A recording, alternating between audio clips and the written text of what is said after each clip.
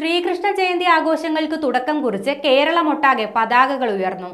നമസ്കാരം, കൊട്ടാരക്കര മീഡിയയിലേക്ക് സ്വാഗതം. ശ്രീകൃഷ്ണ ജയന്തി ആഘോഷങ്ങൾക്ക് പതാകാ ദിനത്തോടെ തുടക്കം കുറിച്ച് കുട്ടികളുടെ ഏറ്റവും വലിയ സാംസ്കാരിക സംഘടനയായ ബാലഗോകുലം ഇന്ന് കേരളമൊട്ടാകെ പതാകകൾ ഉയർന്നു. വൈവിധ്യമാർന്ന സാംസ്കാരിക പരിപാടികൾക്കായിരിക്കും ഇനി കേരളം സാക്ഷ്യം വഹിക്കുക.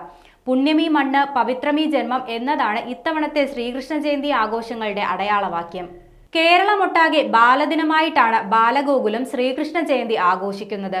ശ്രീകൃഷ്ണ കലാസന്ധ്യ, ഗോപൂജ, നദീപൂജ, സാംസ്കാരിക പരീക്ഷ, ഉറിയടി, സാംസ്കാരിക സമ്മേളനങ്ങൾ, ശോഭായാത്ര എന്നിവയാണ് ശ്രീകൃഷ്ണ ജയന്തിയോടനുബന്ധിച്ച് ബാലഗോകുലം സംഘടിപ്പിക്കുന്നത്. ഓഗസ്റ്റ് 26-നാണ് ഈ വർഷത്തെ ശ്രീകൃഷ്ണ ജയന്തി. ഗ്രാമനഗര വ്യത്യാസങ്ങളില്ലാതെ അന്ന് കേരളത്തിൽ നയനമനോഹരമായ ശോഭായാത്രകൾ നടക്കും.